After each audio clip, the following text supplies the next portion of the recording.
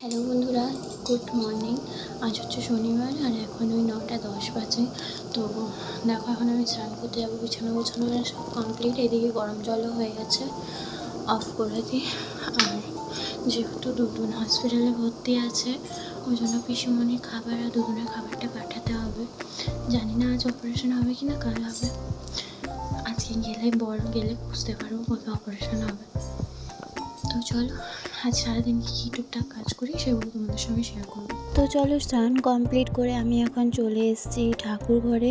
তো ঠাকুর ঘরে এসে প্রথমে আমি পুজোটা সেরে নেবো, তারপরে আমি আমার কাজগুলো করব।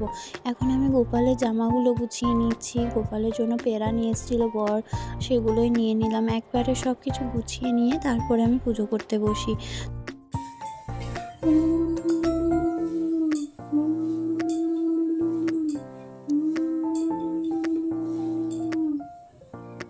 তো আমার পুজো করা কমপ্লিট। এবার আমি যাব, আমরা যেই নতুন ফুল গাছগুলো লাগিয়েছি, আগের দিন তোমাদেরকে দেখিয়েছিলাম আমরা অনেকগুলো ফুল গাছ লাগিয়েছি। তো এই দেখো, এই রক্তগেন্ধার কালারটা বেশ সুন্দর হয়েছে। আর এদিকে দেখো, একটা চন্দ্রমল্লিকা ছোট ছোট ফুটেছে। তো এই ফুলগুলো নিয়ে আমি ঠাকুরবাড়িতে দিয়ে আসবো। আর গাছের প্রথম ফুলগুলো আমি ওই জন্য ঠাকুরের চরণেই দেব। তো গাছের ফুলগুলো ছিঁড়তে মায়া লাগে, কিন্তু গাছে থাকলে তো সেই দুদিন পরে পচে পড়ে থাকবে গাছের তলায়, সেজন্য এর থেকে ঠাকুরের চরণে দেওয়াই ভালো। তো এই যে আমি চলে এসেছি ঠাকুরবাড়িতে। ঠাকুরবাড়ি এলে আমার মনে যত দুঃখ কষ্ট যা থাকে সব কিছু আমার শেষ হয়ে যায়। মুড়ি খেয়ে সবজি কাটতে বসেছিলাম, তারপরে চলে গিয়েছিলাম কাপড়ের দোকানে দুদিনের জন্য একটা নাইটি কিনতে, কারণ অপারেশনের পরে শাড়ি পরতে চরমই অসুবিধা হবে। তো সকালের দিকে অপারেশন হওয়ার কথা ছিল, ভাতও নিয়ে যাবো বলেছিল বর, কিন্তু পিসুমণি বলেছিল যে সন্ধ্যাবেলা অপারেশন হবে, সেজন্য আর বর সকালে ভাত নিয়ে যায়নি। রান্নাবান্না সব কিছু কমপ্লিট হয়েছিল, কিন্তু নিয়ে যাওয়া হয়নি ভাত। তো এখন ওই সন্ধ্যা 5:30 বাজে।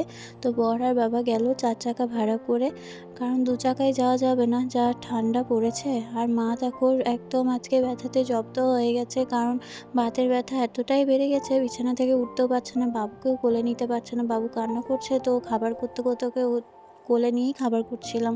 তো দুধটা গরম করে রাখলাম, তারপরে চা করলাম সন্ধ্যাবেলায়। মা আর আমি চা খেয়ে পরে তারপরে দেখো, দুদুনের অপারেশন এখন কমপ্লিট হয়েছে। এখন প্রায় ওই 8:30 বাজে। তো দুদুনকে ভিডিও কলে দেখলাম, মনটা বেশ শান্তি হলো, কারণ অনেক টেনশনে ছিলাম। দুদুন বাবুকে দেখবো বলছিল, তো বাবুকে দেখালাম। তারপর পিসিমণির সঙ্গে একটু কথা বলে নিলাম। পিসিমণি বললো কাল ছুটি দিয়ে দেবে। তারপরে মনে বেশ শান্তি হলো। তো দুদুনের অপারেশনটা ঠাকুর যাক ভালোই কাটিয়ে দিয়েছে। খুব টেনশনে ছিলাম, যেহেতু দুদুনের বয়স হয়ে গিয়েছে। আর ডাক্তার খুব টেনশনও ধরিয়ে দিয়েছিল। আর অপারেশন করার পর প্লেট বসানো হয়নি, খাঁচা বসাতে হয়েছে, কারণ দুদুনের বয়স্ক হাড় তো, তাই দেখো ওই হাড়গুলো নাকি গুঁড়ো হয়ে যাচ্ছিল প্লেট বসাতে গিয়ে। তো যাই হোক, অপারেশনটা ভালোভাবে সাকসেসফুল হয়েছে। সবাইকে টাটা, সবাই ভালো থেকো, সুস্থ থেকো, লাভ ইউ অল।